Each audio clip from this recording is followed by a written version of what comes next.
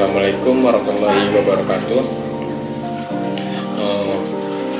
Perkenalkan, nama saya Adil Putra Agus, NIM 19080011168 dari kelas 7A2 penyiar media dan platform. Di sini saya akan menjelaskan bagaimana cara teknik vokal untuk media, untuk penyiar, siaran TV dan broadcast.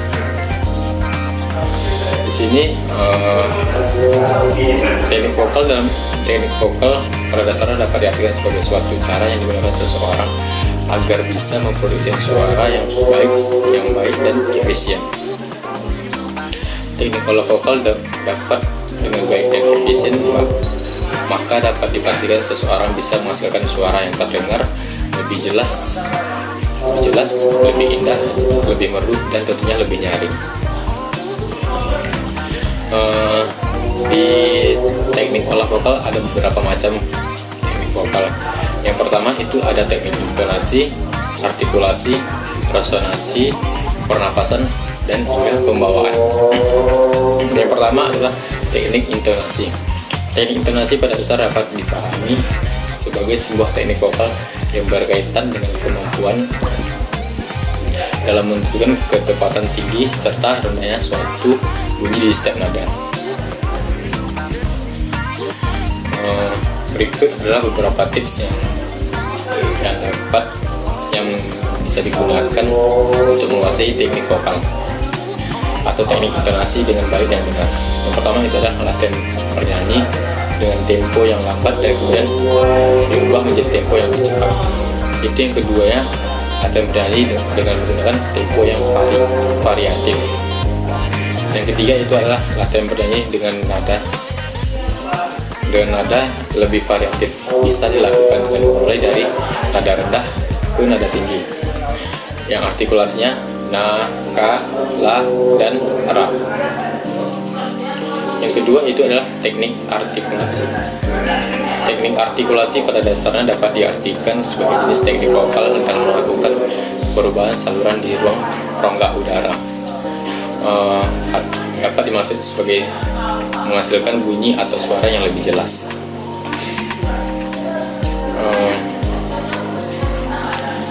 Itu ada di teknik artikulasinya ada beberapa bagian.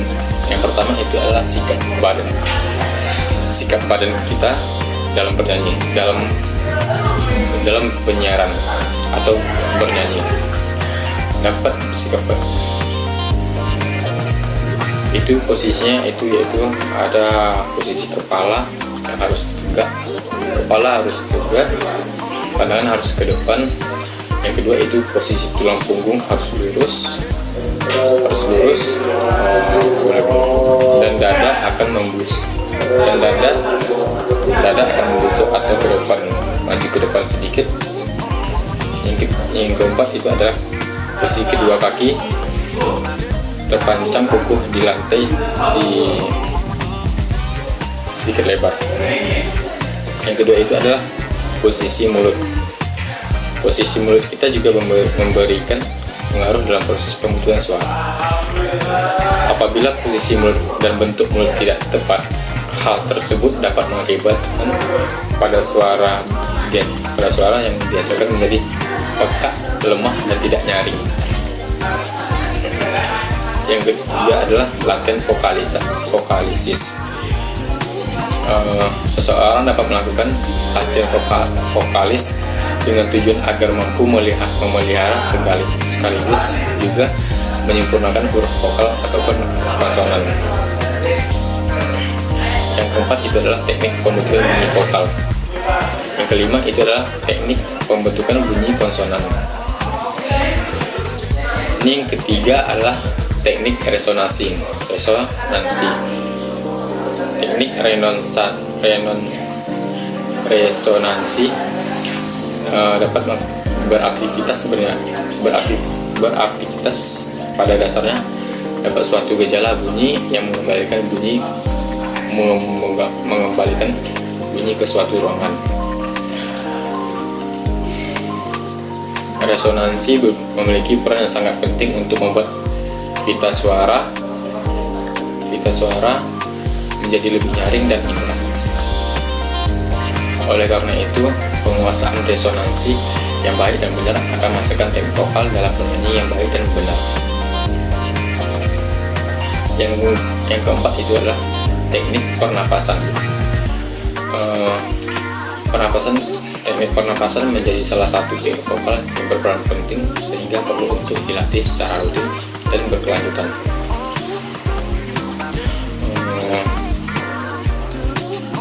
Contohnya itu adalah ada 3 jenis teknik pernapasan, yaitu ada teknik pernapasan dada, pernapasan perut, dan pernapasan diafragma.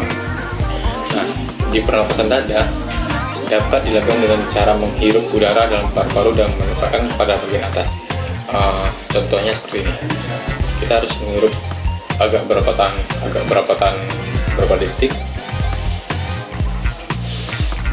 lalu kita menghembuskan. Kita hirupnya dari mulut, terus kita keluarin dari hidung. Nah, yang kedua itu ada pernapasan perut. Pernapasan perut itu menghasilkan suara menjadi lebih keras, namun tidak cukup bagus apabila digunakan pada saat bernyanyi. Dan yang ketiga itu adalah pernapasan diafragma. Pernapasan diafragma itu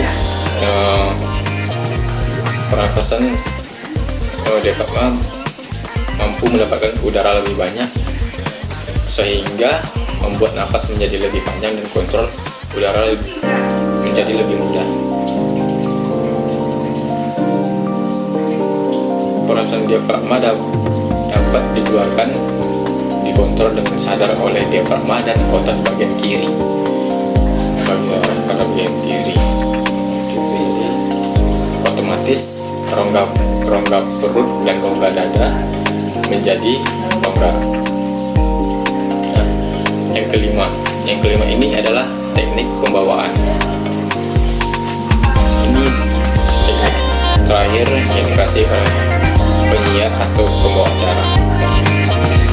Adalah salah satu teknik yang harus dimiliki oleh media dan penyiar atau penyanyi. Di beberapa tips yang dapat mempengaruhi dalam teknik pembawaan, yaitu adalah tema, tempo, dinamik, ekspresi, irama, pesan, dan gaya menyanyi.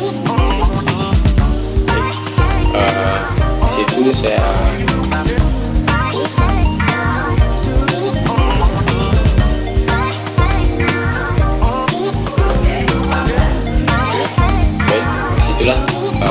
penjelasan dari saya, yaitu tentang bagaimana teknik pola vokal dalam bentuk penyiar siaran TV,